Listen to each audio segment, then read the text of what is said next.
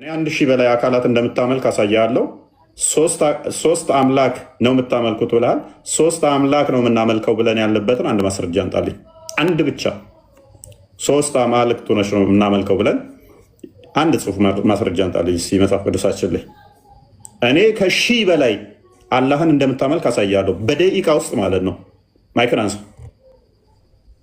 ከ1000 በላይ የአላህን አካላት ቆጥረ እንደማጨርስ አሳያለሁ በሰከንድ ውስጥ። በወሬ አይደለም የምጠይቅህን ጥያቄ ማስረጃ አንጣ። ሶስት አካላት ሚል ጥያቄ ጠይቃለሁ። ማስረጃ ታመጫለህ። ሶስት አማልክት ሚል ወጥነስ ያሳያል። አዳምጠኝ እንጂ አዳምጠኝ። አዳምጣለሁ። ማስረጃውን ጥቀስ።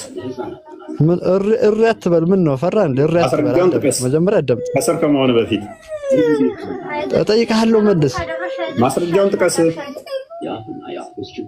ወይንም ስድስተኛ አዳምጠኝ። ጥያቄ እጠይቅሃለሁ። መልስ። ራስ ትረዳለህ። ማስረጃውን ጥቀስ። ይኸውልህ አዳምጠኝ።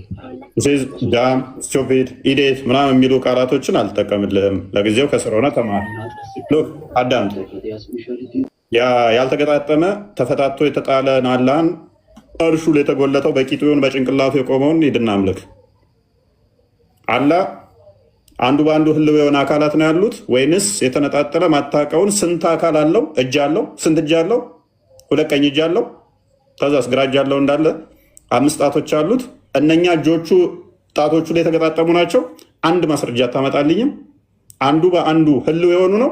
አንድ ማስረጃ አታመጣልኝም። ኦኬ ጆይንት አላቸው። አንድ ማስረጃ አታመጣልኝም። ጆይንት ከሌላቸው ማንንም አይመስሉት ሆነ እዛ ጋ 2 እጅ አለው፣ እዛ ጋ 2 እግር አለው፣ እዛ ጋ ጭንቅላት አካል የለውም። ሶሪ እዛ ጋ ባት አለው፣ እዛ ጋስ አይን አለው፣ እዛ ጋስ ጆሮ አለው።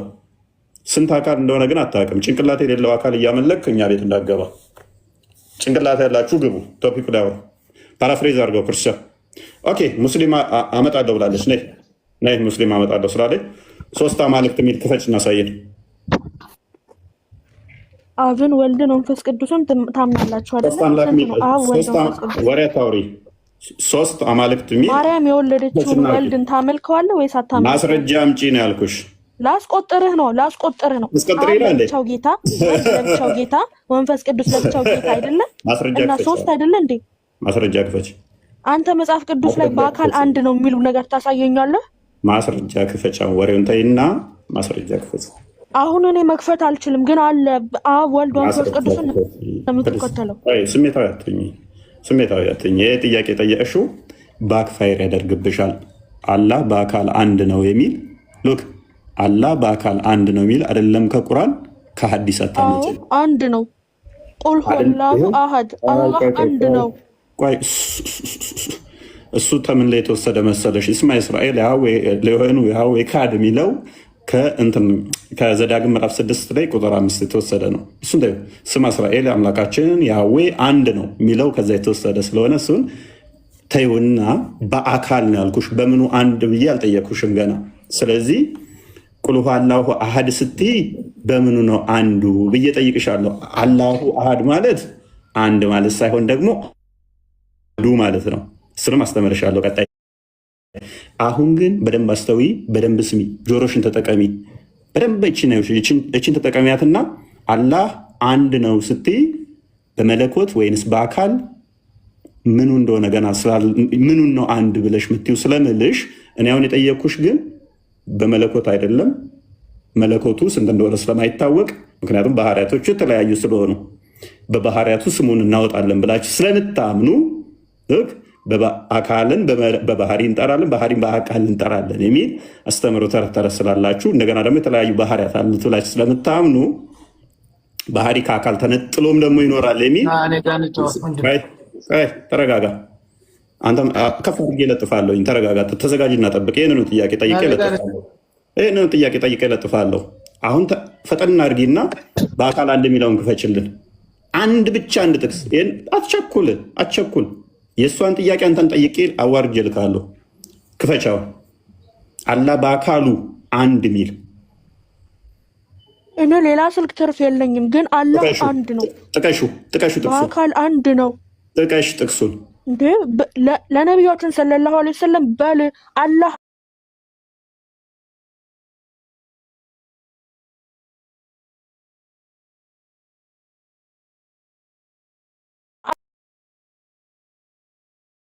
ሶስት ነው ይሉሃል። ለነሱ በላቸው። ማን ጠየቀሽ? አትጩሂ። እጁ ነው አንድ፣ እግሩ ነው አንድ፣ ምኑ ነው አንድ? እኔ ለእርባታ አልፈለግኩትም። ይወልዳል ካለ አዎ በቁርአን ላይ እጅ አለው፣ ግን እጁ ግን እንደኛ የሚመስል አይደለም፣ ከኛ ጋር የሚመስል አይደለም። ስለዚህ ጎበዝ ከኛ ጋር ካልመሰለ እኔ እጅ የተገጣጠመ ስለሆነ ፈጠርናቸው ሲል እንደ ሰውኛ አይደለም። የማን እጅ ይመስላል ብዬ ጠይቄያታለሁ ወገን። በራሱ ያላችሁ አመሳስለው የእኛን አይመስልም ትላለች። እኔ ጠይቄያለሁ የማን ይመስላል እጁ ብዬ። ጭንቅላቷ ውስጥ እጅ ስትል አይምሮዋ ላይ የመጣው ይሄ እጅ ነው። ስለዚህ ቶሎ ፈርታ የማንንም አይመስልም ትላለች። እጁ የእኛን የማይመስል ከሆነ ስለዚህ የተጋጠመ አይደለም ማለት ነው። ጆይንት የለውም። ስለዚህ እጁ እዛ ጋር ነው። ፍጡሩን መቼም አይመስልም። ፍጡሩን እኔ ማን ይመስላል ብዬ ጠየቅኩሽ። አታልቅሺ። በአካሉ አንድ አካል ጠቅሰሽ አንድ የሚል ተዘጋጅ። አረብኛ ስም ያለ በአካሉ አንድ የሚል ጥቀሽ። አንተ የተገረዘ አምላክ አይደለ የምታመልከው? ኢየሱስ ክርስቶስ ተገርዟል። እንግዲያውስ ዳም ስቱፒድ ኢዴት። አየሽ፣ አላህ ማይገረዝበት ምክንያት ፈናፍት ስለሆነ ነው። ምክንያቱም አላሁ ሰመድ ማለት ተፍሲር ኢብን አባስ ሲገልጸው ማስገቢያ ማስወጫ የሌለው ድፍን ብሎታል። አራዚ ደግሞ ይህንን ሲፈስር ምን ብሎ አስቀምጦላችኋል? አላህ እጅ፣ እግር፣ ባት፣ ፊት፣ አይን ካለው ወይን የወንድ ብልት አለው ወይን የሴት ብልት አለው። ሁለቱም የሉትም ከተባለ ግን ስልብ ነው ብሎ አራዚ ያስቀምጦታል። እግር ካጸደቅሽ፣ እጅ ካጸደቅሽ፣ አይን ካጸደቅሽ፣ ጆሮ ካጸደቅሽ፣ እነኝን የክፍለ አካላት በሙሉ ካጸደቅሽ ከሶስት አንዱ ነው የሚሆነው። አላህ ወይን የሴት ብልት አለው ወይን የወንድ ብልት አለው። አዳምጪ፣ ወይን የወንድ ብልት አለው። ሁለቱም ከሌሉት ግን አዳምጪ፣ እነኚህ ሁለቱም ከሌሉት ግን ምንድነው? ተራን ቁጭ ስትል እናንተ ደግሞ ኦራይት መረጃ አለኝ ስላልክ አላህ በአካሉ አንድ ነው የሚል አንድ ጥቅስ ስለ ሱረቱል ኢኽላስ ነው የምንጫወተው። አንድ ክፈት። አላህ በአካሉ አንድ ነው የሚል አላሁ ሰመድ። እስማዕ ያ ረጁል ድፍን ማለት ነው። ሰመድ ማለት ክርስቲያን አዘጋጅልኝ። ኢብን አባስን ሙጃሂድን እነ ኢክሪማን አሳያለሁ። ሰመድ ማለት ድፍን ማለት ነው እንጂ በአካሉ አንድ ነው ማለት አይደለም። ማስረጃውን ምን ከኔ ጋር አልጨረስክም? ፈርተህ ነው? እችላለሁ ስላለ ወንድምሽ ለጥፈው እሱን። አሁን አላህ በአካሉ አንድ ነው የሚል አንድ ጥቅስ ብቻ ጥቀስ። አካሉ አንድ ነው። ክበት። አላሁ አልዋሂዱል ቀሃር። አቡ ፈውዛን ፕሊዝ ማስረጃ በአካሉ አካልን ጥቀስና። ምንድነው አካል ማለት? አካል ታጸድቃለህ? አላህ አካል አለው ብለህ ታምናለህ? ውጁህ የውመኢዝን ናዚራ። ባት አለው አለ ባት አለው። እሺ አላህ ፊቱን አልጠየኩም። አዳምጥ። ባት አለው ወይ? ውጁህ የውመኢዝን ናዚራ። ወይ ያልጠየኩን አትመልስ። ከማ ቃለ ነቢዩ ዓለይሂ ሰላቱ ወሰላም የውመ ተረውነ ረበኩም። ያልጠየኩን አትመልስ። የዛን ዕለት የምታየው ፊቱን ሳይሆን ባቱን ነው። ስለዚህ ፊትን እና ያለን ጌታችን ምናምን የሚለውን ተውን እና ተረተረ መደበቁን። ባት አለው የለውም? ጠየቁን ብቻ መልስ። ማይክን አንሳ።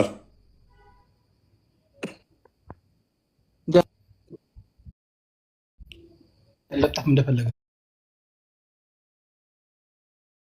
የውመ ተረውነ ረበኩም ከማ ተረውነ አላህ ከማ ተረውነ ሌለተል ቀድር። ጨረቃን እንደምታዩ ጌታችሁን ታውታላችሁ ብለዋል። እኔ ያልጠየኩን አትመልስ። አዎ ታዩታላችሁ። ጨረቃን አዳምጥ። ለአማኞች ብቻ ለኩፋሮች ይዘጋባቸዋል። አቡ ፈውዛን ፕሊዝ ሊስን። ለምን ትረብሻለሁ?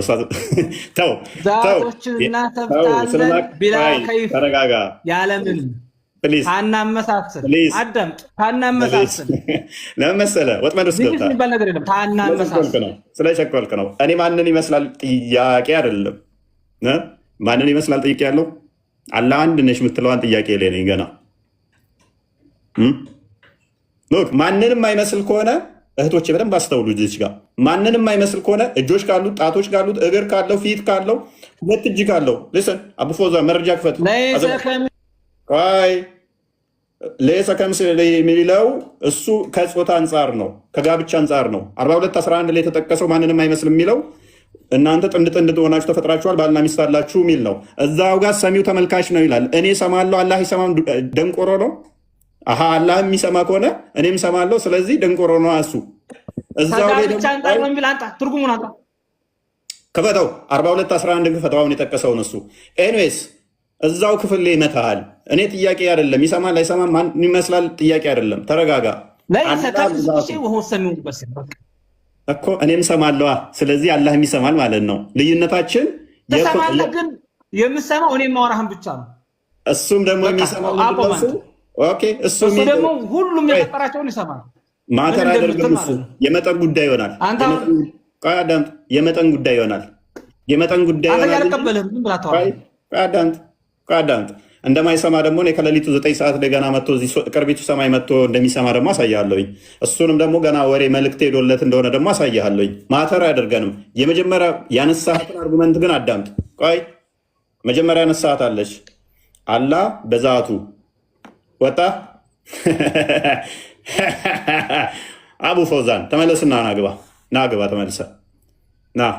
የመጀመሪያውን ፖይንት እንዳንረሳት ነው። አላህ በአካሉ አንድ ነሽ ብለህ ስላልክ ማለት ነው። ከ1000 በላይ ቅጥልጥል የሆኑ የተገጣጠመ ከሆነ እኔን ይመጣዋል። ምክንያቱም 5 ጣት ካለው ጣቶቹ እጁ ላይ ከሆነ ምንድነው አይመስልም? ኡስታዝ ያውራ። ኡስታዝ ነው። 5 ጣት ካለው ሉክ እጅ ካለው 5 ጣት ካለው አይመስልም የሚለው አይመጣም። አዳምጪ። እጅ ካለው 2 እጅ ካለው 5 ጣቶች ካሉት 2 አይን ካለው 2 ጆሮ ካለው 2 እግር ካለው ጆይንት ካላቸው ከተገጣጠመ ማንንም አይመስል የሚለው ዜሮ ይገባል ማለት ነው። ማንንም ላይመስል የሚችለው ምንድነው? ጣቶቹ እዛ ጋር የተቀመጡ፣ እጁ እዛ ጋር የተቀመጠ፣ አይኑ እዛ ጋር ያለ፣ ጆሮ እዛ ጋር ያለ ከሆነ ብቻ ነው። እኛ ለዚህ ነው አንዱ በአንዱ ህልው ናቸው ብለን ነው እናምነው እኛ። ለዚህ ነው ክርስቶስ አብ በእኔ እንዳለ እኔም በአብ እንዳለው አታምኑ ምን ይላል? የአብ የባህሪ ህይወቱ መንፈስ ቅዱስ ነው። የወልድ የባህሪ ህይወቱ መንፈስ ቅዱስ ነው። አብ ለወልድና ለመንፈስ ቅዱስ የባህሪ ልባቸው ነው ብለን ነው የምናምነው። ቃል ለአብ የባህሪ ቃሉ ነው፣ ለመንፈስ ቅዱስም የባህሪ ቃሉ ነው ብለን ነው የምናምነው። አንዱ በአንዱ ህልው ናቸው ብለን ነው የምናምነው። የተነጣጠሉ የተበታተኑ አካላትን አይደለም እኛ። እነሱ ግን የተነጣጠሉ የተበታተኑ ከሆኑ አንድ ነው ብለው ምንም ቆጥሮት ነው። እንዳትጫወቱ ይህንን ጌምን የፊት ደግማችሁ። ስለዚህ አላህ ሶሪ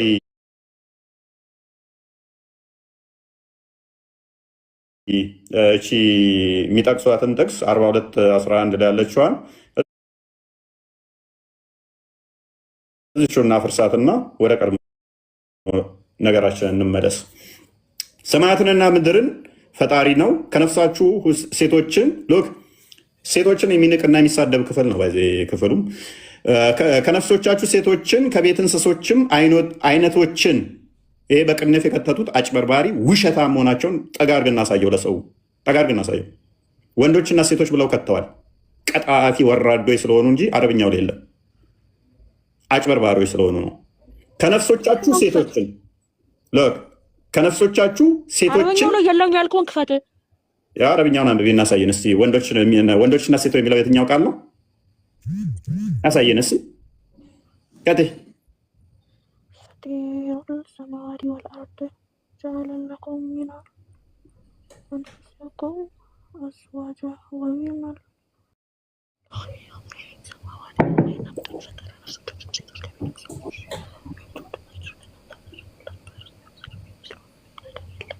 እዚህ ጋር ስለምንድን ነው የሚያወራው? ቀጥል እስቲፎን።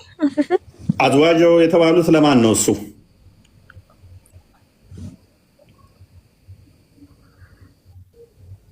ለማንኛው ነው? ስለ ትዳር ነው እዚህ ጋር የሚያወራው፣ ስለ መጋባት። ለማን ለመዳር? ለወንዶቹ አይደለ? ወንዶችና ሴቶችን ወንዶችና ሴቶች አይልም እህታችን የሚለው ምንድን ነው? ከነፍሶቻችሁ ሴቶችን ከቤት እንስሶችም አይነቶችን ለእናንተ አደረግን። ምን እንስሳትን ጋር መድቦ ሽኩል አድርጎሽ ለወንድ የተመደብሽ እንስሳ ወንድና ሴትን መደበ፣ እንስሳትን መደበ። ወንድና ሴት ተመደበ። ለማን የተመደበው ወንድና ሴት?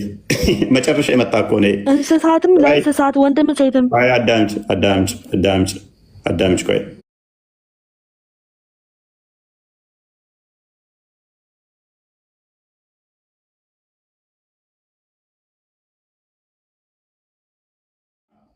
ሚስት የለውም ለማለት ነው።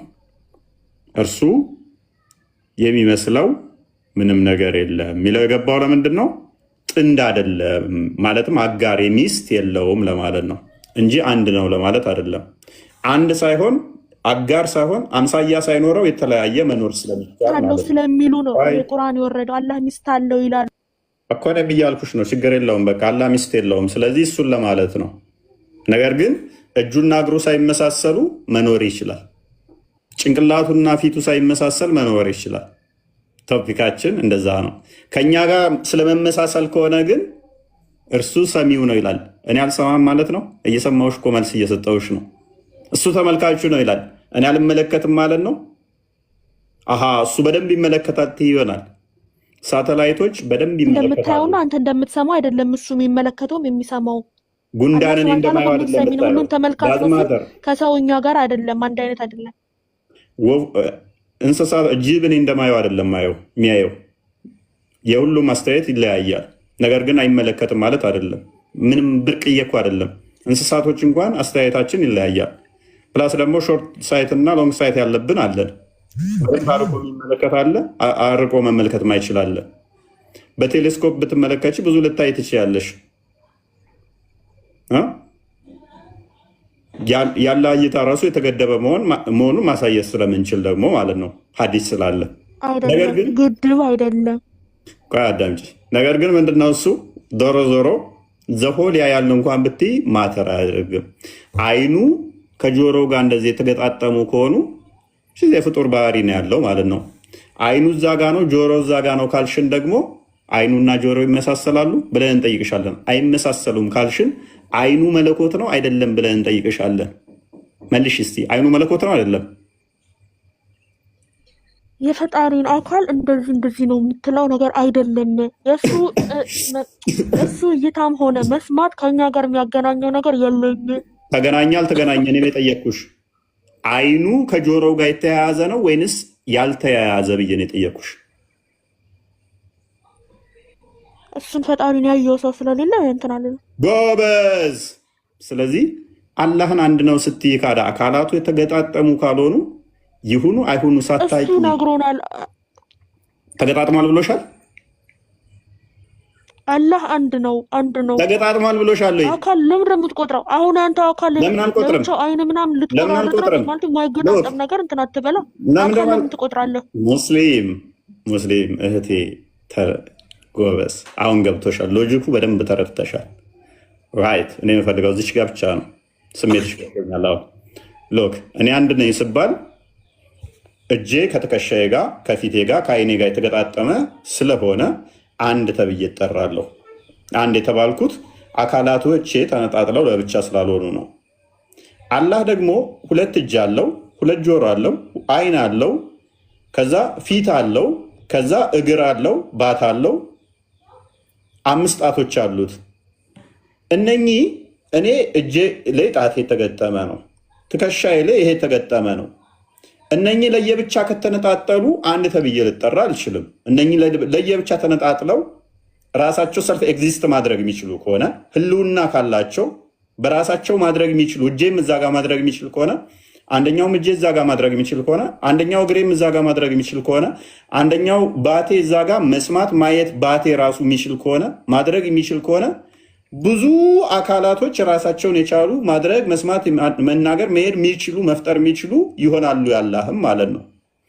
አይ አንድ ወጥ ከሆኑ ደግሞ ማንንም አይመስልም የሚለው ራሱ ያፈርሰዋል። ምክንያቱም እጁ በራሱ መስማት ይችላል ወይ? እጁ በራሱ ማየት ይችላል ወይ?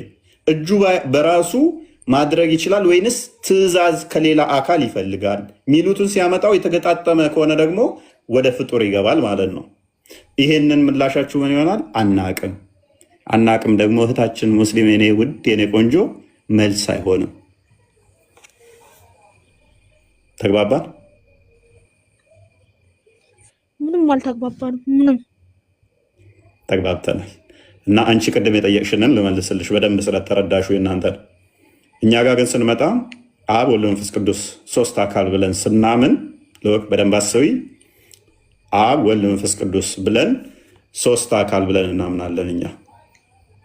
በደንብ አስቢ። ስለዚህ ለአብ ለራሱ አካል አለው ብለን ስንል በኩነት ልብ ብለን አብን እናምናለን።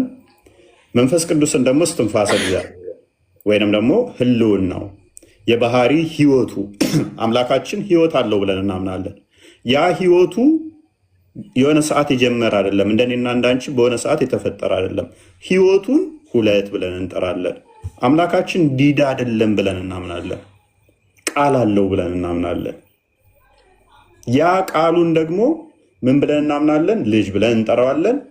እሱን ሶስት ብለን በአካል ሶስት ብለን እንጠራለን እንጂ እንደዚህ እጅ እግር ባት የተገጣጠሙ ከዛ በኋላ ወይንም እንደዚህ ማንንም አይመስሉ ምናምን ማስረጃ አለ። በአካል ሶስት በመንፈስ አንድ ምናምን የምትሉት ነገር ማስረጃ አለ መጽሐፍ ቅዱስ ላይ አሳዩ። በሚገባ አስተምሮቱ አለ። አስተምሮቱ የሚገልጽ ነው። አካል አውጣልኝ። አካል ማለት ምንድነው? እሱ መጀመሪያ ደረጃ አካል ማለት መፍጠር ማድረግ የሚችል ማለት ነው። ስለዚህ ገና ዮሐንስ በወንጌሉ መጽሐፍ ሲጀምር ምን ብሎ ነው የጀመረው? በመጀመሪያ ቃል ነበር፣ ቃልም በእግዚአብሔር ዘንድ ነበር ብሎ ሁለት አካል እንዳለ ነገረ። በመጀመሪያ ማን? አትሊስት ቃል አለ፣ ቃልም በእግዚአብሔር ዘንድ ነበር። ቃልም ማለት እግዚአብሔር ነበር አለን። ከዛስ ሁሉ በእርሱ እርሱ ተብሎ የሚጠራው ፐርሰን ለሆነ አካል ብቻ ነው። ያው ታውቂያለሽ ብዬ አስባለሁ። እንግሊዝኛም ላይ እንትን ካልሽ ኢት ምናምን ተብሎ ነው ለቃ ወይንም ደግሞ ግዑዝ ለሆኑ ነገሮች የሚሰጠው። እርሱ ተብሎ የተጠራው ማን ነው? ቃል ማለት ነው። ምን? በእርሱ ሁሉ ተፈጠሩ። መፍጠር የሚችለው ደግሞ ማድረግ የሚችለው ፐርሰን የሆነ ነው፣ አካል ያለው። አካላዊ ማለት ማድረግ መፍጠር የሚችል ማለት ነው። ስለዚህ ቃል አንድ ብለሽ መቁጠር ትችያለሽ ማለት ነው። መዝሙረ ዳዊት ምዕራፍ 33 ቁጥር 6 እና 7 ሰማዮች በእግዚአብሔር ቃል እንዲሁም በአፉ እስትንፋስ እንደተፈጠሩ ይነገራል። ስለዚህ እግዚአብሔር እስትንፋስ አለው፣ ቃል አለው። ያ ቃሉ ማድረግ የሚችል ነው። ኢየሱስ ክርስቶስ ጌታ አለው፣ ፈጣሪ አለው። ኢየሱስ ክርስቶስ ጌታ አለው፣ ፈጣሪ አለው። ኢየሱስ ክርስቶስ በስጋ የተገለጠ አምላክ ነው። በስጋ የተገለጠ አምላክ ነው። ስለ ስጋ ስናወራ ግን አድነኝ ብሎ ሲለምን የነበረው እያለቀሰ ለማን ነው? ኢየሱስ ክርስቶስ። እሱ መዝሙረ ዳዊት ምዕራፍ 22 ወይም 21 ቁጥር 1 ላይ የሚገኝ የዳዊትን እንባን ያለቀሰልን። ምክንያቱም ክርስቶስ የመጣው ለእኔና ለአንቺ ካሳ ሊሆን ነው። ካሳ ማለት ተመጣጣኝ ዕዳሽን የሚከፍል ማለት ነው። የሰው ልጆች ያለቅሱ ነበረ። ምን? አድነን፣ ናውረድ፣ ተሰቀል፣ አድነን እያሉ ያለቅሱ ነበረ። ስለዚህ ዳዊት መዝሙር ላይ አልቅሶ ነበረ። ይህንኑ በመስቀል ላይ ክርስቶስ ያለውን ዳዊት ያለቀሰውን ክርስቶስ አለቀሰና ለቅሷችንን ካሳ ቀረበልን ማለት ነው። ስለዚህ የዳዊት ለቅሶን ክርስቶስ በመስቀል ላይ ካሰን ማለት ነው። አሁን ወደ ቶፒኮ ብንመለስስ? እሺ፣ የመጨረሻ ጥያቄ፣ ኢየሱስ ክርስቶስ ሲነሳ ያየው ሐዋርያ አለ?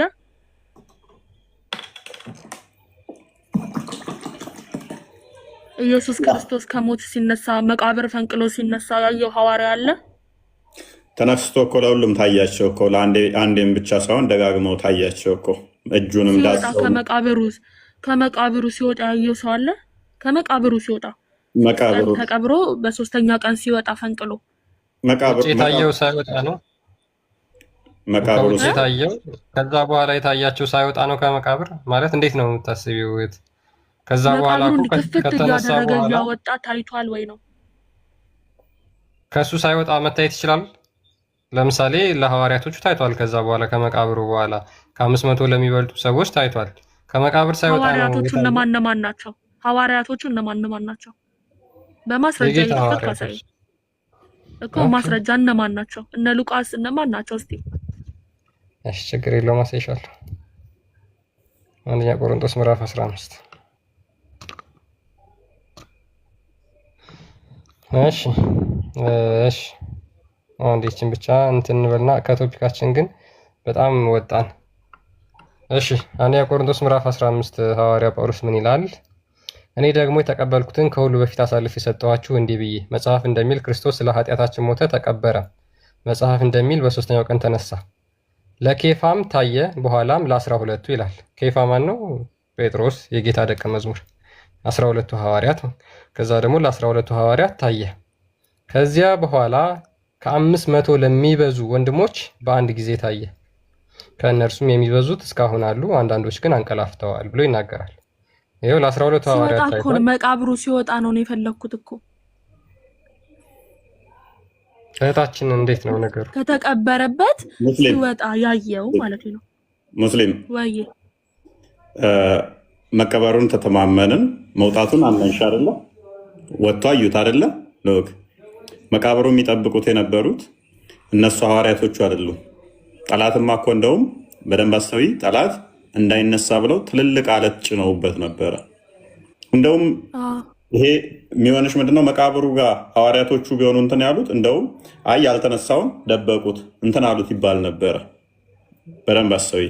ተነስቶ ግን የተወጋውን እንኳን ዮሐንስ ወንጌል ምዕራፍ 20 ላይ ቁጥር 28 ስትመለከቺ ናጎኔን እንኳን ይኸው የተወጋውን ይለዋል ማለት ነው። አወጡት እንዳትይ እንኳን ጠባቂዎቹን እንትን ብሎ፣ ምክንያቱም ጠባቂዎቹ ሐዋርያቶቹ ቢሆኑ አይ ደብቀውት ነው ዋሽተውት ነው ይባል ነበረ። አግኝተሽኛል ፖይንቴ? ጠባቂዎቹ እነሱ እንትን እንዳይባል እንደውም ጭራሽ ይሄ ተአምር ነው፣ ድንቅ ነው። በደንብ አስተውይ። ስለዚህ ለሐዋርያቶቹ ለሁሉም በኋላ እንደውም አስቀድማ እንኳን ያየችው ማንሽ ምን ያህል ክርስቶስ ፍቅር እንደሆነ፣ ፍቅር ብቻ ሳይሆን የሴቶች ምስክርነት በእስልምናው ሱራ በቀራ ላይ 282 ላይ ተቀባይነት የለውም። ሁለት ካልሆነሽ እሱም በንብረት በገንዘብ ኬዝ ላይ በዝሙትና ምናምን የሴት ምስክርነት ተቀባይነት የለውም። በእኛ ግን ኢየሱስ ክርስቶስ በ12 ዓመቱ ጠፍቶ ማርያም ተጨንቃ ለምንድን ነው የፈለገችው? መጽሐፍ ቅዱስ ላይ ነው። ለመጀመሪያ እንደውም ምስክርነቱም ለማርያም መግደላዊት ነች። ምስክርነቱን እንኳን የሰጣችው ይሄ የሚደንቅ ነው። ሴቶች ልኮሩ ይገባል። የጌታን ትንሣኤ እንኳን ማብሰር የምትችሉ ናችሁ ሴቶች። በዚህ መልስልኝ። ኢየሱስ በ12 ዓመቱ ጠፍቶባት ማርያም ለምን ተጨነቀች? እንዴት ጌታ ይጠፋል ብላ ታስባለች? ጌታ መሆኑ ወደ ቶፒኩ ይሄን መልስልኝ። እሺ እንማማርስ ማላውቀውን ብታጠራልኝስ? ወደ አራት ጥያቄ ነው ምናምን ተመለሰልሽ። ሙስሊም እህታችን ጥያቄ ካለሽ ደግሞ ጠይቂያለሽ። ጌታ ሲጠፋ እናት ትጨነቃለች እንዴ? ጌታ እኮ ተረጋጊ አንዴ፣ ችግር የለውም። ወደ ቶፒካችን ስንመለስ አራት ጥያቄ 3 ጥያቄ ተመልሶልሻል። መጨረሻ አካባቢ ደግሞ ከ5 ሰዓት በኋላ መጠየቅ ትችላለሽ። ሙሐመድ ከሌሎች ነቢያቶቹ የሚበልጠው በምንድን ነው ብለሽ ነው? ነቢያችን ሙሐመድ ሰለላሁ ዐለይሂ ወሰለም ከሌሎቹ ነብይ የሚለይበት ብዙ እንትኖች አሉት። የመጨረሻው ነብይ ነው። ሲቀጥል ደግሞ የውል ቂያማ ጊዜ ለኛ ሸፋ የሚሆኑ ነው። ሁሉም ነብያቶች የተሰጣቸውን በምድር ላይ ተጠቅመውታል፣ አድርገውታል። እና ነቢያችን መሐመድ ሰለላሁ ዐለይሂ ወሰለም ግን ያን የቁረይሽ ህዝብን አጥፋልኝ ብሎ ለአላህ ሱብሃነሁ ወተዓላ መለመን ይችላል፣ መጸለይ ይችላል። ግን እሱ የኛ የዓለሙ እዝነት ነብይ የተላኩ ስለሆኑ የእዝነት ነብይ ስለሆኑ የውል ቂያማ ቀን ይዞልናል እና የውል ቂያማ ቀን ሸፋ ይሆኑናል።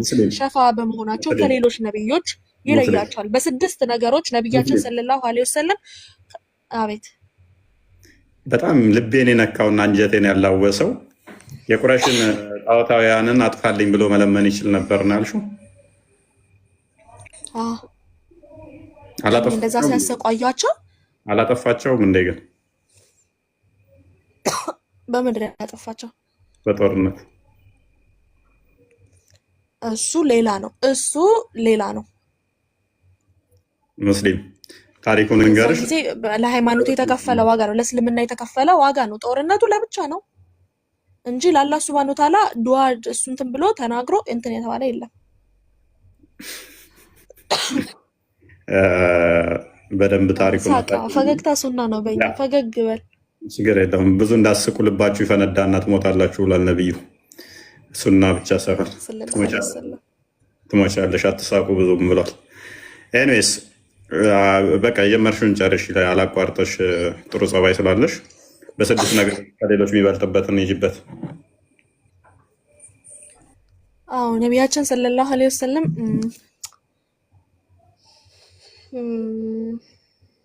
ጠፋብኝ። በስድስት ነገር ከሌሎች የሚበልጥባቸውን ይጅበት።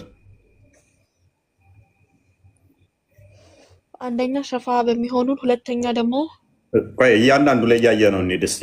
ሸፋ ቦታ ላይ ለዓለም የተላኩ ናቸው። የእኛ ነቢይ ሁሉም ነቢያቶች ለየቦታው የተላኩ ናቸው እኮ። ለእስራኤልም ኢየሱስ ኢሳ እንደተላከው ሁሉም በየቦታ እንደተላኩት ነቢያችን ለዓለም የተላኩ ናቸው። እሱን እንመጣበታለን። ሙስሊም እሱን እንመጣበታለን። ከሌሎቹ ነቢያት ይልቅ ሸፋ የሚሆነው እሱ ነው አይደለ? አልሐምዱሊላህ ረቢል ዓለሚን። እሳቸው ናቸው ሸፋ የሚሆኑ። ሌሎቹ ነቢያቶች አልችል ብለው ወደ እሱ ነው የሚልኩት አይደለ? አዎ ሁሉም ነቢያቶች ሲጠየቁ ነፍሴ ነፍሴ ነው የሚሉት። ነፍሴ ነፍሴ እኔ እንትና አብርሃም ሲጠየቅ እኔ እኮ እንትን ብያለሁኝ ይላል። ኢብራሂም አለይሂ ሰላም ሲጠየቅ ሶስት ዋሽቻለሁ ይላል። ዋሽቻለሁ ይላል። ወደ ጣዖት እንሂድ ሲሉት እንትን ብሎ ስለ አሞኛል ምናምን ስላላቸው ዋሽቻለሁ እኔ እንዴት ባላህ ፊት የምቀርበው ይላል። ጎበዝ። አዳም ደግሞ ኃጢአት ሰርቻለሁ፣ ዕፀ በለሷን በልቻለሁኝ ከገነት ሰርቻለሁ። ጎበዝ። አዎ ጎበዝ። በደንብ እየተስማማን ነው። ሙሳ ደግሞ ሲጠየቅ ነፍስ አጥፍቼ አውቃለሁ ይላል። ስለዚህ ከኔ ይልቅ ኢሳ ይሻላል ይላል። ኢሳ ያላ ቃልና መንፈስ ነው፣ ወደሱ ሂዱ ይላል አይደለ? ሙሳ ኢሳ አለይሂ ሰላም ያላ ቃልና መንፈስ ፈጣሪ ነው። ኢሳ ላይ የተፈጠረ ሙስሊም ጎበዝ። ያላ ቃልና መንፈስ የተባለ ከኢሳ ውጭ በዚህ በነቢያት ሰንሰለት ውስጥ አንድ አለ? ምን አልክ? ምን አዳም ምን ተብሎ ተነገረ መሰለሽ? እዚህ ክፍል ላይ አዳምን በእጆቹ የሰራህ ተባለ። አንድ በይ። ከዛ አንተ በእጆችህ አላህ የሰራህ ነህ ሸፋ ሁንልን ሲሉት አይ ዕፀ በለስን በልቼ አጥፍቻለሁና ከኔ ይልቅ ወደ ኑህ ነው ይልካል። ኑህም እንደዛው አልችልም ብሎ ይልካል። ከዛ ወደ ኢብራሂምም ደግሞ ምን ተብሎ ይባላል? አንተ ያላ ጓደኛ ነህ ሸፋ ሁንልን ሲባል ዋሽቼ አውቃለሁ ይላል። ወደ ማን? ወደ ሙሳ ይልካል። ሙሳ ደግሞ ምን ይሉታል? አንተ ተውራትን አላህ በእጁ ጽፎ የሰጠ ሸፋ ሁንልን ሲባል አይ እኔ ነፍስ አጥፍቼ አውቃለሁ፣ ሰው ገድዬ አውቃለሁኝ። ስለዚህ ከኔ ይልቅ ያላ ቃሉና መንፈሱ ወደሆነው ወደ ኢሳ ሂዱ ይላል። አዎ ኢሳ አለይሂ ሰላም እኮ መልካለው እንደ ተወለደ ነው እኮ። ማርያም በቃል የተወለደ ነው። ኩን ፈያኩን የምትለው ለሁሉም ትሰጣለች። ኢሳ ግን ከሌሎቹ የሚለይበት በዚሁ ጥቅስ መሰረት ያላ ቃሉ እና መንፈሱ ነው አይደለ? አዎ ቃሉ ነው፣ በቃሉ ነው። ጎበዝ። ያላ ቃልና መንፈስ ፍጡር ነው? አረ የፈጣሪ ነገር ፍጡር ሊባል አይችልም። የፈጣሪ ነገር ፍጡር ሊባል አይችልም። ኢሳ ደግሞ ያላ ቃል ነው። ምንድን ነው ያልኩት? ደግሞ ጨረስን። ጎበዝ። አሁን ቀጣይ ሙስሊም ተገናኝተናል። አሁን ከዛ ኢሳ ሲጠየቅ ሸፋ ሁንልን ሲባል ኃጢአት ሰርቻለሁ ስልጣኔ አይደለም ይላል። ስልጣኔ አይደለም ይላል። ኢሳ ላይ አንድ ኃጢአት ግን የለበትም ማለት ነው። ለምንድን ነው ያለው? ወደ ሙሐመድ ሂዱ፣ ሙሐመድ ያለፈውም መጪውም ኃጢአቱ ተደምስሶለታልና ወደ ሙሐመድ ሂዱ ይላቸዋል አይደለ? ኢሳ ሰለላሁ ዐለይሂ ወሰለም። አሁን አንድ ጥያቄ ጠይቅሻለሁ። ኢሳ አንድ ኃጢአቱን አልጠቀሰም፣ የለበትም። ምንድን ነው ብቻ ያለው? ወደ ሙሐመድ ሂዱ፣ ሙሐመድ ያለፈ ኃጢአቱን ተሰርዞ ስልጣኔ አይደለም ነው የሚለው። እውነት ለመናገር ኢሳ ስልጣኔ አይደለም ነው የሚለው። ያ ወደ ሙሐመድ ሂዱ አለ። ሙሐመድ ስልጣን ያገኘው ምንድነው? የቀድሞ ኃጢአቱ ስለተሰረዘለት ያለፈው ኃጢአቱ ስለሚሰረዝለት ነው አይደለ?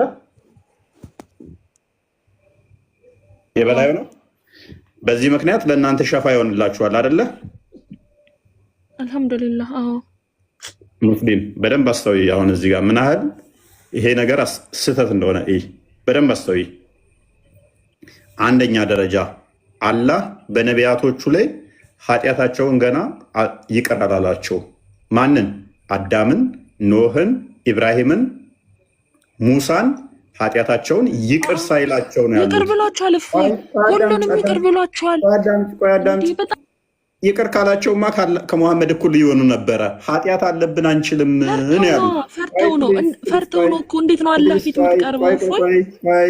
ቆይ ስለዚህ ሙሐመድ አይናውጣ ሊሆን ነው ማለት ነው። አንቺ ባልሽው ከሆነ ደግሞ ኃጢአት ሰርተናል፣ ስለዚህ ለዚህ ፖዚሽን አንመጥንም ይላሉ።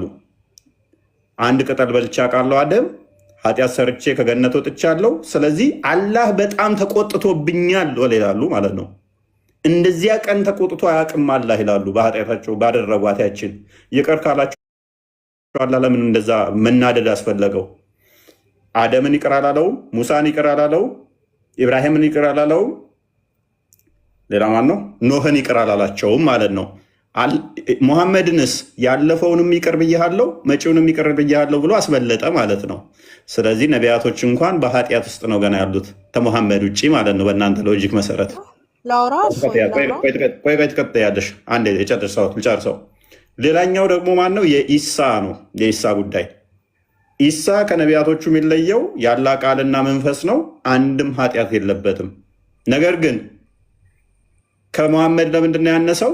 የሙሐመድ ኃጢአት ስለተሰረዘለት የሚመጣው ወደፊት የሚሰራው ኃጢአቱ ስለሚሰረዝለት ከኢሳ ያንሳል። ኢሳ ግን ምንም ኃጢአት ባለመስራቱ እንኳን ከሙሐመድ ያንሳል። ዲስ ኢዝ ኢስላሚክ ዲሌማ። ታችን በጣም ጥሩ።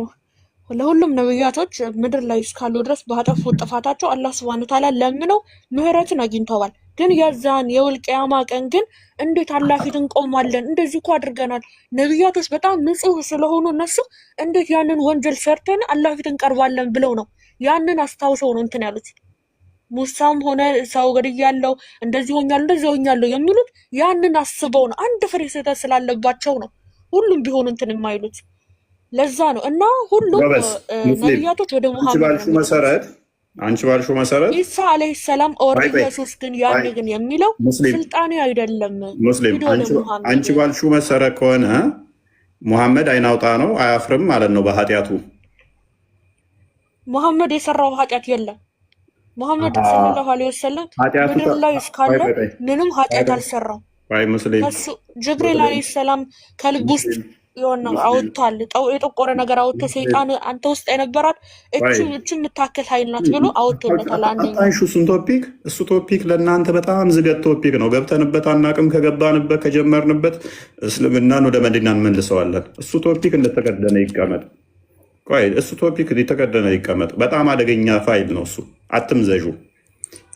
አሁን የምጠይቅሽን ብቻ ትመልሻለሽ። ኃጢአታቸውን ይቅር ብሏቸዋል ብለሻል። ኦኬ ሙሐመድ ታዲያ ኃጢአቴን ይቅር በለኝ እያለ በቀን 100 ጊዜ የሚለምነው ለምንድን ነው? ለኛ ነው እሱ የሚለምንልን። ነብያችን ለኛ ነው፣ ለእሞቶቹ ነው። ኃጢአቴን እያለ ለእናንተ ነው። እኛ አሁን ሰዎች ልጆች ነን። እኛ ሰላታችን ስንሰግድ ራሱ እኮ እህዲና ሲራጠል ሙስታቂን እንላለን። ወደ ቀጥተኛው መንገድ ምራ እንላለን። ቀጥተኛው መንገድ ላይ ሳንሆን ቀርተን አይደለም። ግን አላህ ሱብሃነሁ ወተዓላ ፈለገ መንገዳችን እንዳያጠመምብን ነው። ወንጀላችንን ማርልን እንላለን። ለራሱ ምህረትን መለመኑ እንትን እንዲል ነው። ምህረትን ለምንድን ነው ማይለም? አንድ ጊዜ ግን በነገራችን ላይ ሙሐመድ በቀን 100 ጊዜ ለኃጢአቱ ምህረት ይለምናል። ቁርአን ላይም ደግሞ አላህ ምን ይለዋል? ለኃጢአት ምህረትን ለምን ይለዋል። ሙሐመድ ኃጢአት ሳይሰራ ነው አላህ ለኃጢአት ለምን የሚለው? ለነሱ ነው ያለፈውን ኃጢአት። ለምሳሌ ሱራ 42:52 ላይ አንተ መጽሐፉንም እምነቱንም የማታውቅ ነበር የሳትክ ነበር ካገኘን መራንህ ይለዋል። የሳተ ነበረ የተመራ ነው አልሰራም። እነሱ የሰሩትን የሳተ የተባለው እነሱ የሰሩትን ሙስሊም ከዚህ ይልቅ እኔ በአንድ ጥቅስ መመታሽ አለ ኃጢአት እንደሰራ የሚያሳይ ማለት ነው። ፖይንት አይደለም ለጊዜው። እሺ ምንድነው? አሳየኝ። እሺ አሳየኝ። ፎይ አሳየኝ ማስረጃ። ነቢያችን ሰለላሁ ዐለይሂ ወሰለም ኃጢአት የሰሩትን አሳየኝ ቃል በቃል። ችግር የለውም እሱን ልተወውና ለጊዜው ለምን ትተዋለህ? አሳየኝ። የለማ ወንጀል አልሰሩም እሳቸው። ብዙም ወይም ማደርገው ነጥብ ስለሌለ አንቺ ጋር አሁን ጥሩ ረናዊ ነህ አይደለ? ረናዊ ቆይ አሁን እዚህ ጋር እንደምትያዥ ስለማቅ ማለት ነው። ኃጢአታቸውን ሌሎቹ ይቅር ተብለዋል አልሻ።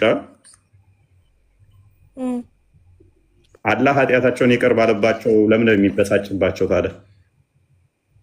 በእነሱ ላይ አልተበሳጨም። አላህ ሱብሃነሁ ወተዓላ የዛን ጊዜ ቁጣው በጣም እንትን ስለሆነ በእነሱ ላይ ብቻ እኮ አይደለም የተበሳጨው።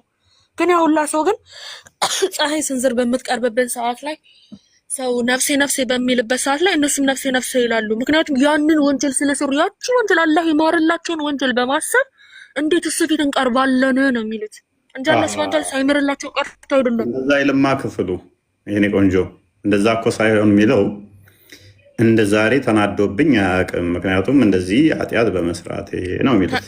አዎ እንደው ተናዶብኝ አይሉም እንደ ተናዶብኝ አይሉም። ለራሳቸው ማሳየሽስ እዚህ ጋር 42:12 በዋሪን ክፈተው ተናዶ ነው ሜቢ ትራንስሌት ሲደረግ እንትን ብሎ ይሆናል እኮ ተናደደ። እሺ መሐመድ ላይስ አልተናደደም? ተቆጥቶ አያውቅም። ተቆጥቶ መሐመድ ሰለላሁ ዐለይሂ ወሰለም እኮ እንዴት ነው የሚናደድባቸው? የኛ ያለሙ የእዝነት ነብይ የተላኩ ወይ በእናትህ ቁርአን ከፍቼ ላሳያት እንዴ? እንዴት ነው የምትለው? ቆይ 47 ተናዶብኝ ሳይሆን ተቆጥቶ አያውቅም። እንደ ዛሬ አላህ ሱብሃነሁ ወተዓላ ተናዶብኝ አይልም። ሁሉም እናንተ ለምን ደግሞ አታሳዩኝ? ቆይ ኢየሱስ ክርስቶስ ፈጣሪ ነኝ አምልኩኝ ብሏል እንዴ? ግን እሺ ሱራ ሙሐመድ ቁጥር 19 ላይ ምን ይላል መሰለሽ? እነሆ ከአላህ ሌላ አምላክ አለመኖሩን እወቅ፣ ስለ ስህተትህም እንዲሁም ለምዕመናንም ምህረት ለምን ይላል። ስለዚህ ስለ ስህተትህ ሙሐመድ ባይሳሳት ነው አላህ ለምን የሚለው ለስህተቱ?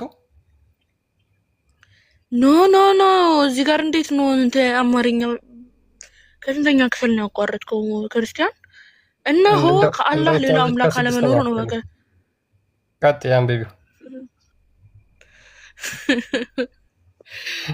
ቀጥ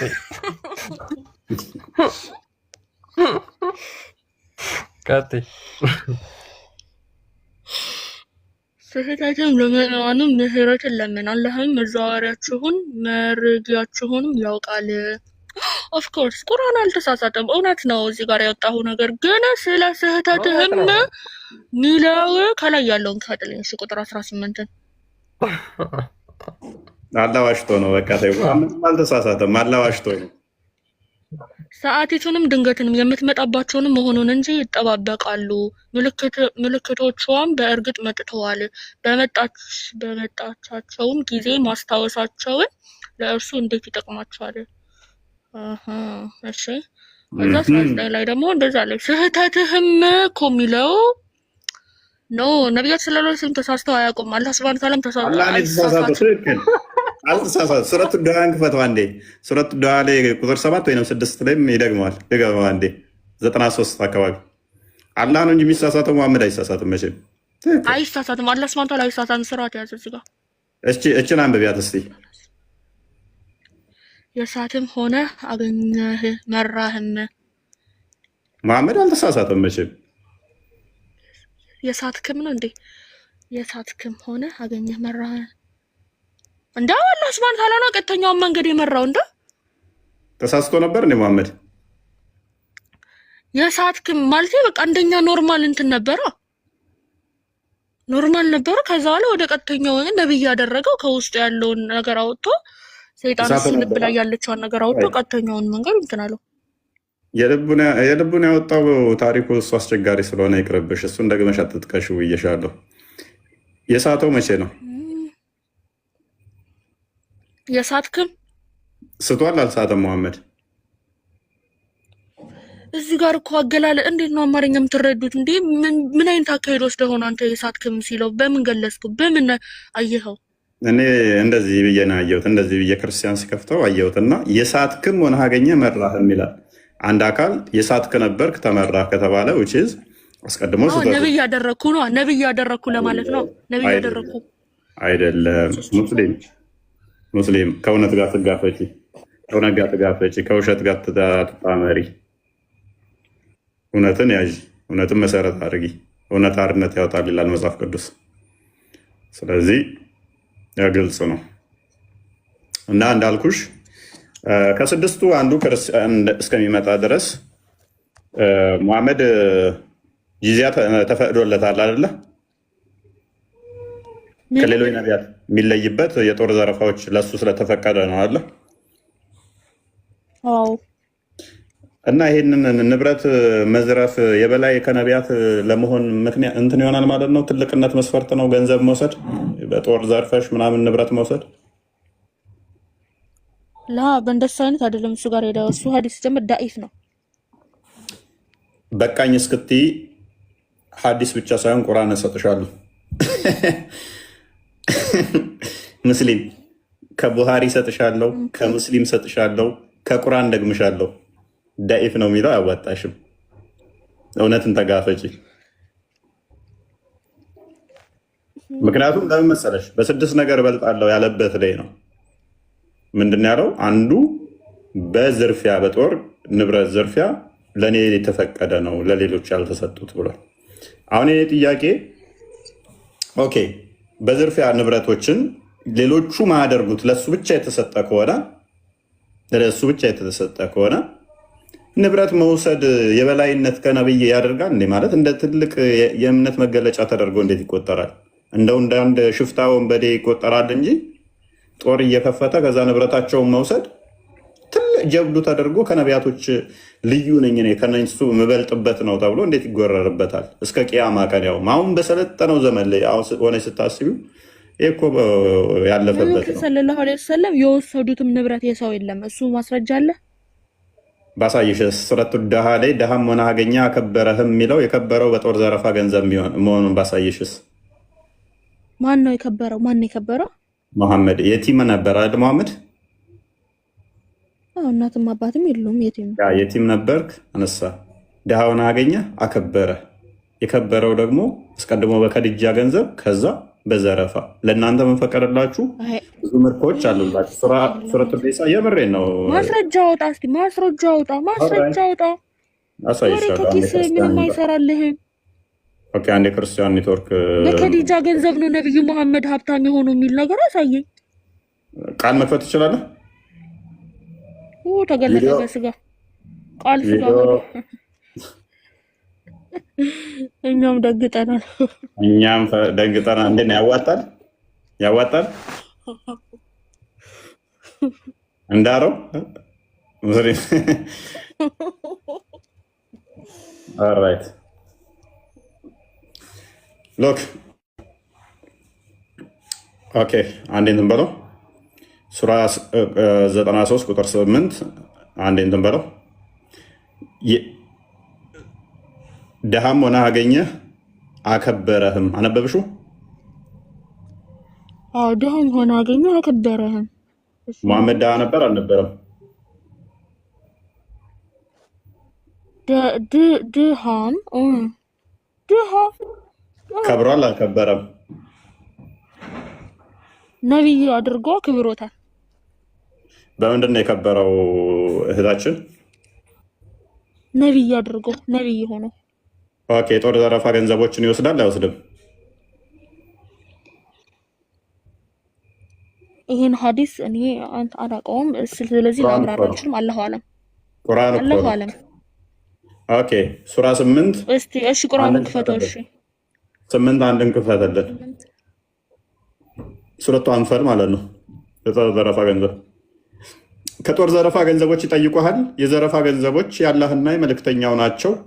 የጦር ዘረፋ ገንዘብ የማን ነው? ሙስሊም የጦር ዘረፋ ገንዘቦች ይጠይቁሃል። የዘረፋ ገንዘቦች የአላህና የመልእክተኛው ናቸው።